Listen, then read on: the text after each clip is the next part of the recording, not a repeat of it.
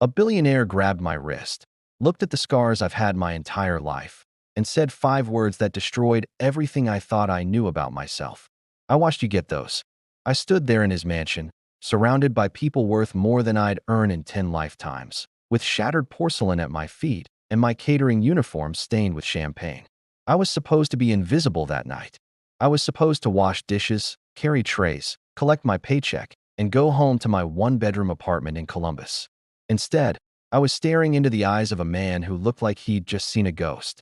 And maybe he had, because according to everything he told me that night, I'd been dead for 27 years. My name is Declan Morse, or so I've always believed. It's the name on my driver's license, my social security card, and the badge I wear at Granger Furniture Distribution, where I've toiled for the last 6 years. It's the name Pauline Decker used when she welcomed me into her home as a frightened 7-year-old foster child. With no recollection of my past and scars on my hands that defied explanation. But that night, at the Ashby Mansion, I learned that Declan Morse might be a lie. I discovered that the scars I've carried since before my earliest memories weren't some random misfortune. They were the remnants of a tragedy that shattered a family and cast me into a life I was never meant to lead. Darren Ashby isn't the kind of man who courts the spotlight. He doesn't grace tabloids or dominate headlines. He built Ashbind Industrial Holdings into a titan of Midwestern manufacturing, then retreated into the seclusion of his estate, letting his fortune speak for him. Once a year, he opens his home to a select group of business tycoons and lifelong friends. No reporters, no cameras, just the ultra-wealthy sipping rare vintages and ignoring the world beyond their bubble. I was there to clean their stemware. That was all. $50 an hour, plus whatever tips I could scrape together, all earmarked for HVAC certification classes. I wanted a skill, something solid, a way to escape the grind of hauling furniture until my body gave out. I never imagined I'd leave that night with a father. Let me tell you who I am, or was, before I dive into what happened next. I grew up with less than nothing. Not the kind of nothing where you skip family trips or buy off-brand shoes. I mean nothing. I don't know my own birthday. I was found at a fire station in rural Pennsylvania, roughly 2 years old, with no name, no note, no one to claim me. Just a quiet toddler with bandages wrapped around both hands, covering burns so severe the doctors said the scars would never fade. They were right. Every day, I see these hands, gnarled, puckered skin stretching across my palms and fingers, taut in some spots, discolored in others. As a kid, other children gawked. Some asked if I was diseased. Teachers flinched when I raised my hand. I learned to hide them, in pockets, behind my back, and to brush off questions with a vague, "I got hurt when I was young." But that was a guess, not truth. I didn't know if it was an injury or something else. Nobody did. Social workers speculated, doctors hypothesized, but no one could explain how a toddler ended up so scarred, abandoned at a fire station with no trace of a family. I used to dream about it, not the flames, because I have no memory of them, but a woman's voice calling out to me. In those dreams, she didn't say Declan. She used another name, one I could never quite catch. I'd wake up, my scarred hands reaching for her, grasping only air. For 27 years, that's all I had, fleeting dreams and unanswerable questions. Then I shattered a $12,000 crystal sculpture at a Billionaire's gala, and the man who owned it didn't rage or threaten me. He didn't demand my dismissal. He stared at my hands like they were a map to a long-lost treasure, like he'd been waiting decades to see them again. And in that moment, surrounded by the wreckage of his priceless art and the judgmental eyes of 100 guests, I felt something I hadn't teased since I was a toddler at that fire station. The sense that someone had finally come to find me. What followed altered my life in ways I'm still grappling with. It gave me answers I'd given up on. It gave me a father I never knew I had. And it forced me to face a truth about my mother that cut deeper than any mark on my skin. This is the story of how I went from being no one's child to learning I was the lost heir to a dynasty.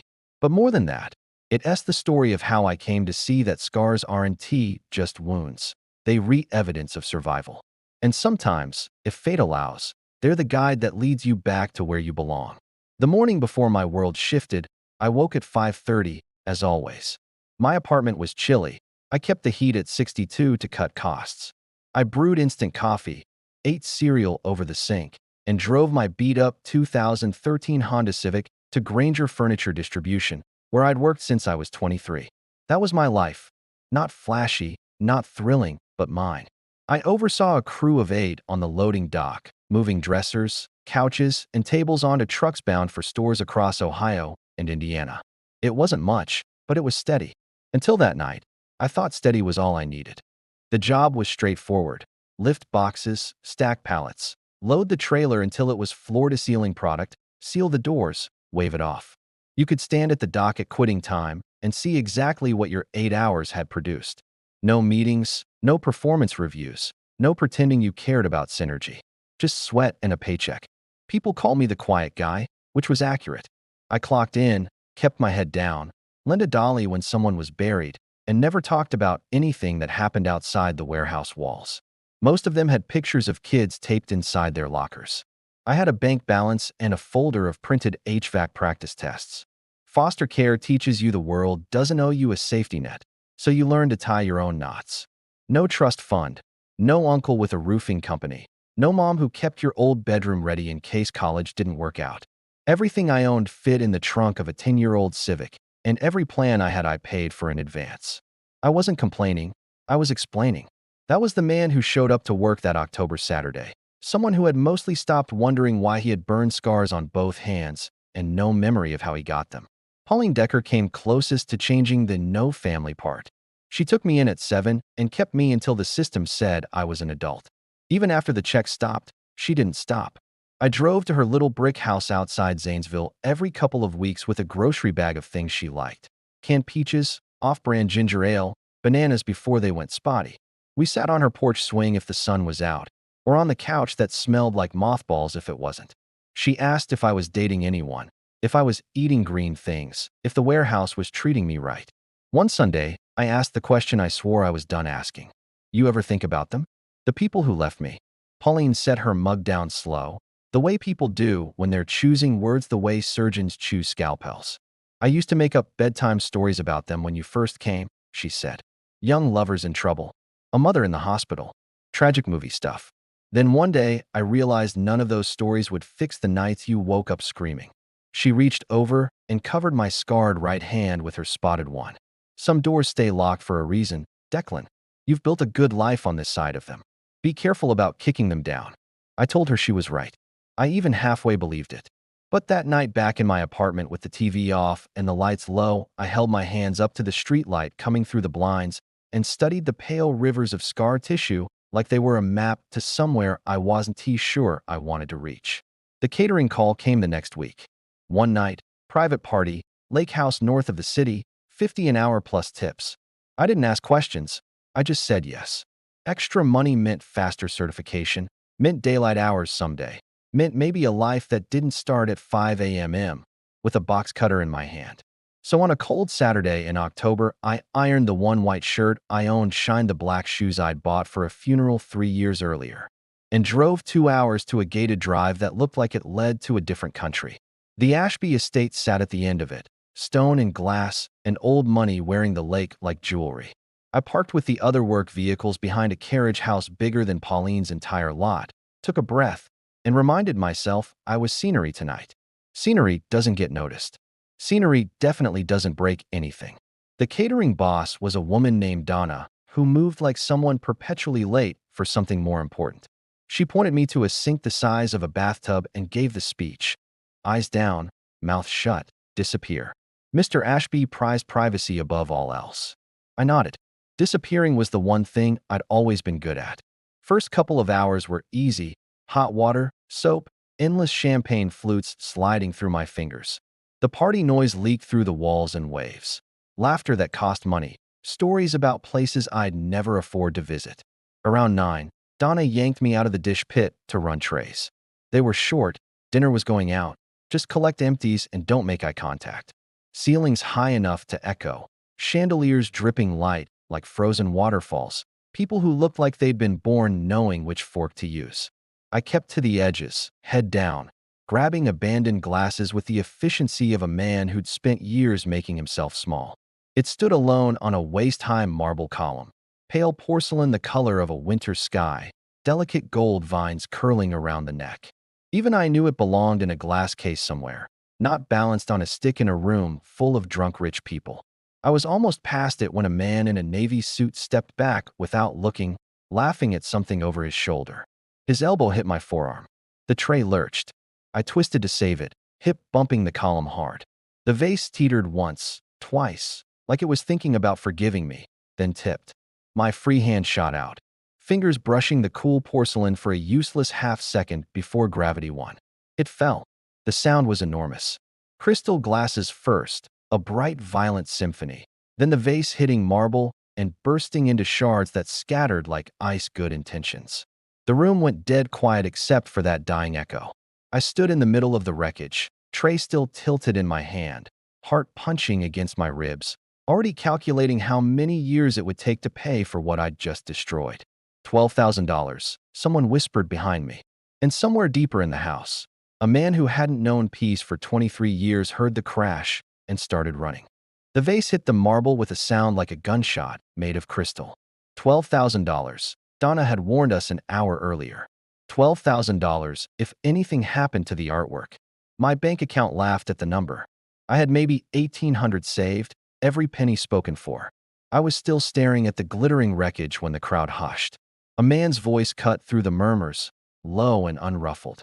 He stepped into the circle of light as though the room had been waiting for him. Tall, silver-haired, dressed with the kind of understatement that costs more than most people's rent. They're in Ashby. I'd seen his face on magazine covers, but in person he looked older, sharper, like someone had carved him out of winter. He stopped in front of me. "Are you all right?" I managed a nod. "I'm fine. Sir, I'll pay for it." Somehow. I swear. He didn't seem to hear me. His gaze had locked on my hands, still half raised from the useless grab I'd made at the vase. The scars were on full display. Pale, ridged rivers that ran from my fingertips to my wrists. I started to lower them, but it was too late. All the color left his face. He whispered something I didn't catch, then reached out, not rough, but urgent, and closed his fingers around my forearm. His hand shook. "You need to come with me. Right now." Every alarm bell in my head went off. Rich stranger, private hallway, iron grip. This was how true crime podcasts started. Yet the look in his eyes wasn't predatory. It was the look of a man who'd just seen a ghost and was terrified it might vanish again. I went with him. A second man joined us without a word. Older, built like a retired boxer, face blank as a locked door. Theron introduced him only once we were moving. Boyd Cranston, 32 years with me. He knows the parts of my life the newspapers never will. We passed through a set of double doors into a room that smelled of leather and old paper. A fire burned for no reason except that the house could afford it. The opposite wall stopped my heart. Photographs. Hundreds of them. A younger Theron, dark-haired, smiling like the world still made sense, standing beside a woman with auburn hair and eyes that seemed to follow you. In almost every picture she held a baby. "My wife, Vivian," Theron said, voice raw. "And our son, Callum." I couldn't speak. The baby was a baby. Chubby, bald, ordinary. I searched for something familiar and found nothing. "What happened to them?" I finally asked. He stared at the wall a long time. Boyd stood by the door like a statue. "House fire," Theron said at last. "Pennsylvania, 27 years ago. I was in Tokyo on business. By the time I got home, the house was ash. They recovered Vivian. Callum," his throat worked. "They never found Callum. The fire was too hot," they said. "Nothing left to find."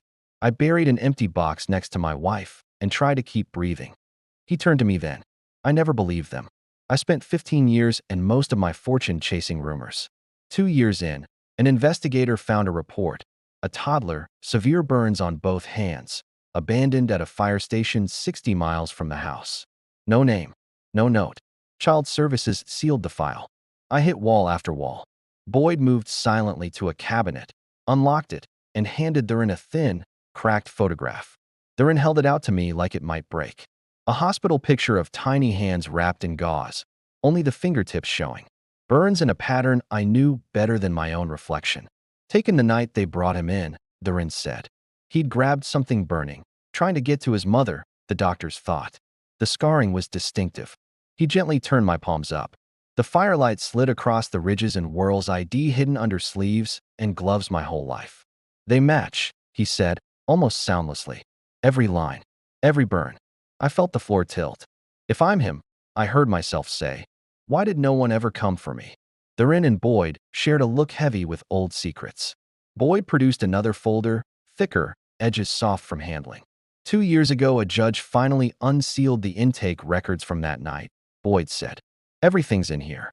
Therein opened the folder with reverent care. On top lay a single yellowed form, date-stamped October 1997.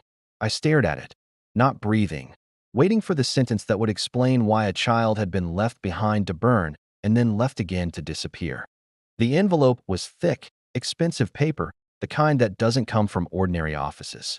Inside were hospital records from 27 years ago, yellowed at the edges, stamped with official seals. A toddler, male, roughly 2 years old. Severe burns on both palms and fingers. Dropped off at a small-town fire station at 3:12 a.m. No parents. No name. No belongings except a single folded note tucked into the medical file. I unfolded it with hands that suddenly didn't feel like my own. The handwriting wobbled across the page, desperate and hurried. His name is Callum. His father is Theron Ashby. Theron must never know what I've done. Keep my son safe. Tell no one who he is. If Theron learns the truth, it will break him beyond repair. I started the fire.